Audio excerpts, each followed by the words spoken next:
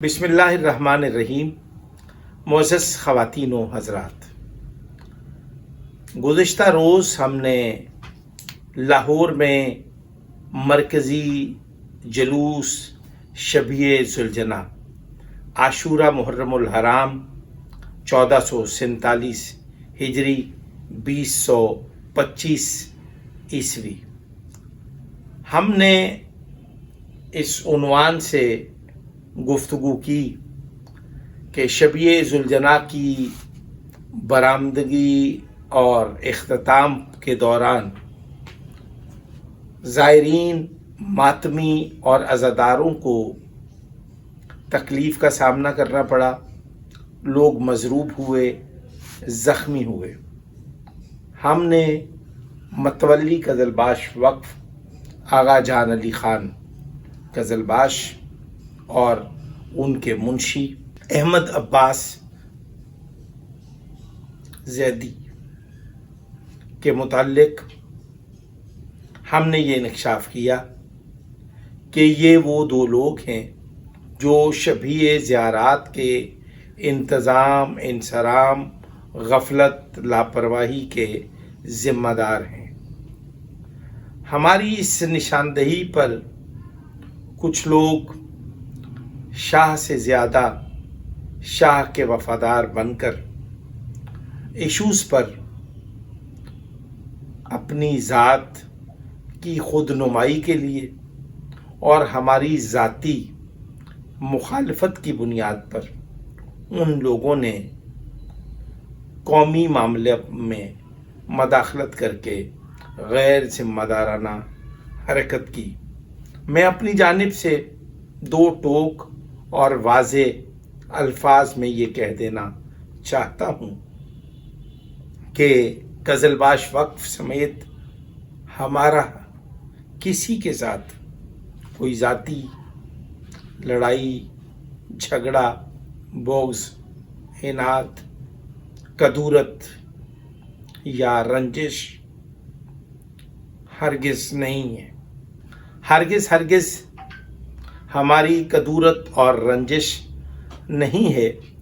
بلکہ حقائق یہ ہیں کہ ہم نے قزلباش خاندان کی گراں قدر قومی خدمات کے اعتراف میں ہم اس قبیلے کو، اس خاندان کو عزاداری مظلوم کربلا کے لیے ایک اہم کردار سمجھتے ہیں۔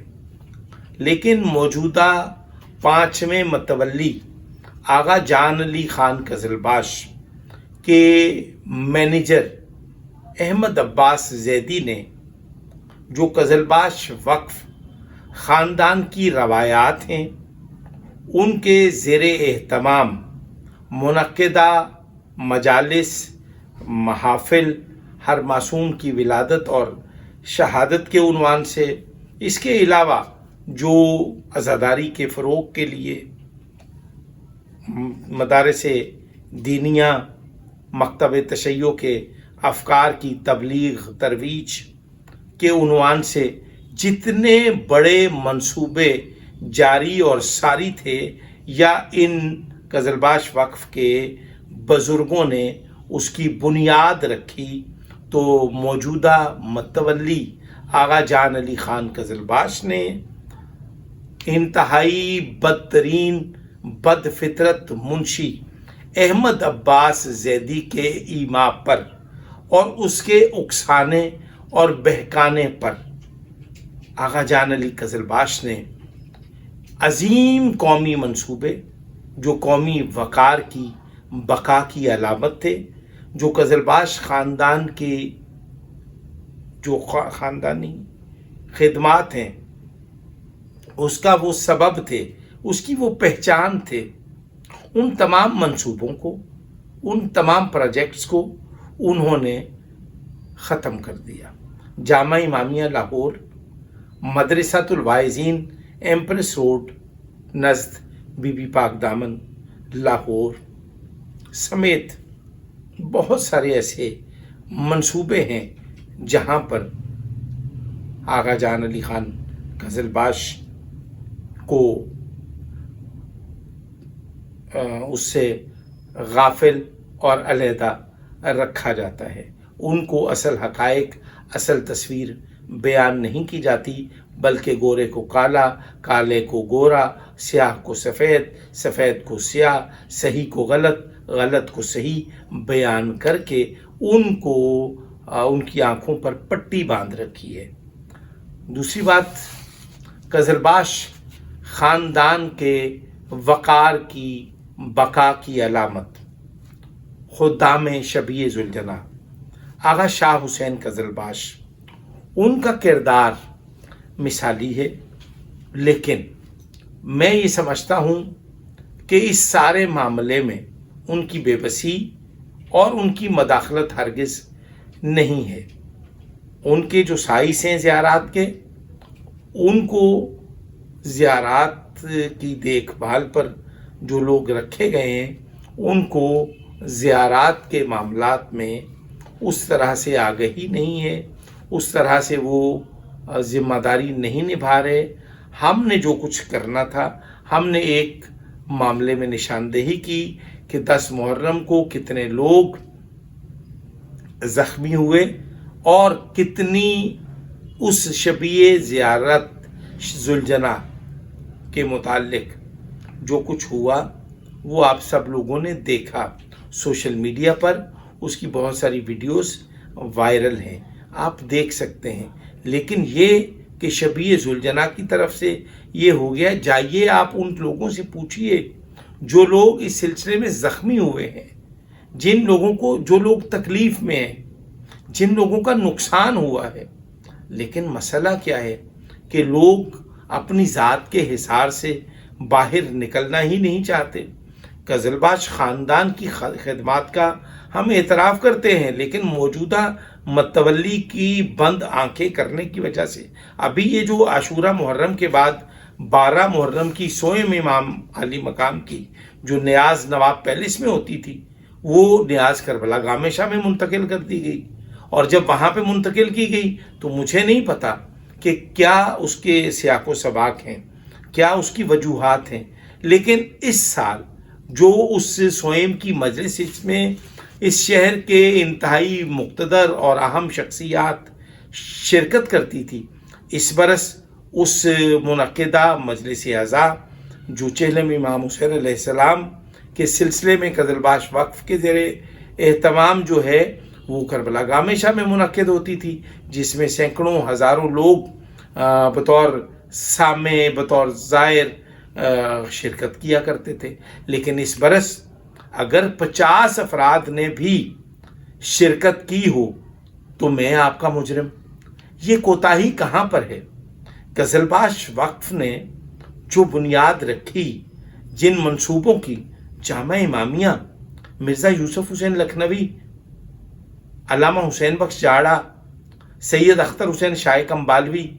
علامہ مرزا یوسف حسین لکھنوی، اب یہ وہ شخصیات ہیں، علامہ مرتضی حسین صدر الفاضل، اب یہ وہ شخصیات ہیں جو وقف قزلباش کے زیر اہتمام منعقدہ تمام منصوبوں کا حصہ تھے، ان کی رہنمائی حاصل تھی. اب آپ دیکھیں کہ قزلباش وقف نے جامع امامیہ بند کر دیا، مظفر المدارس بند کر دیا، اور بہت سارے مسائل ہیں جن کو دیکھنے سوچنے کی ضرورت ہے. ہماری ہرگز کسی سے دشمنی نہیں ہے، لیکن کربلا گامشہ کے متعلق، وہاں کے انتظام و انصرام کے متعلق، شبیہ ذوالجناح کے بدکنے کے متعلق ہم نے جو کچھ بتایا ہے وہ مبنی بر حقائق ہے. آئیے آج ہم قزلباش وقف کے متولی آغا جان علی قزلباش کی چشم پوشی، حقائق سے چشم پوشی، اور اپنے منشی، اپنے مینیجر احمد عباس زیدی کے سیاہ کرتوتوں، سیاہ کارناموں کی وجہ سے ان کے خاندانی وقار کی جو تنزلی ہوئی ہے اس پر سوچ بچار کرنے کی ضرورت ہے. آغا جان علی قزلباش کو چاہیے کہ وہ تمام عزت دار لوگوں سے مشاورت کریں، عوام الناس سے میل جول رکھیں،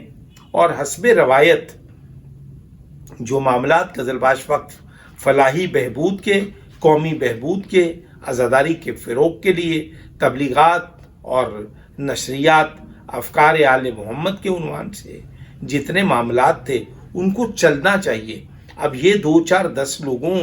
کے ساتھ حسن سلوک کر کے کربلا گامشہ کے چوکیدار کو، اپنے ذاتی ڈرائیور کو، احمد عباس زیدی کو گاڑی لے کر دے دینا، ان کو سالانہ 2-2 4-4 لاکھ روپے دے دینا، یہ کوئی بہت بڑا کارنامہ نہیں ہے۔ آپ کو چاہیے کہ آپ وہ کارہائے نمایاں انجام دیں جو آپ کے اجداد نے، جو آپ کے اسلاف نے، جو آپ کے بزرگوں نے، جو پہلے متولی سے لے کے چوتھے متولی تک وہ سلسلے جاری رہے، اور 5ویں متولی آغا جان علی خان قزلباش کے دور میں جو مسائل پیدا ہوئے اور جو عوام اور قوم کے ساتھ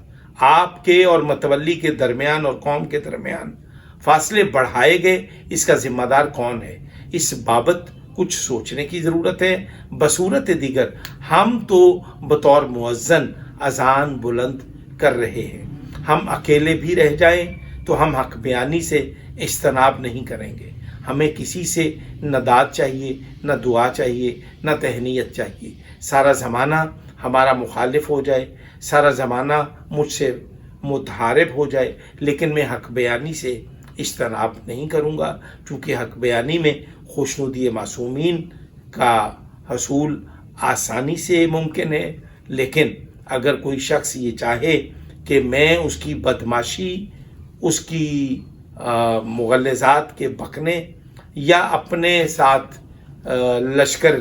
کشی کر کے مجھے گمراہ اور خوفزدہ کر لیں گے، تو یہ کسی صورت ناممکن ہے۔ میں آپ کو ایک بار پھر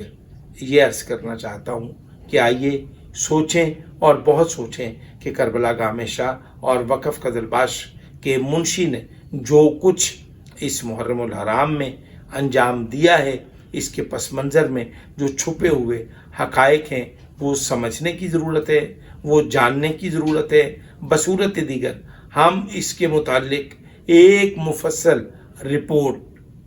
جس میں عوامی رائے شامل ہوگی، اس کو ہم منظر عام پہ لائیں گے۔ السلام علیکم ورحمۃ اللہ وبرکاتہ۔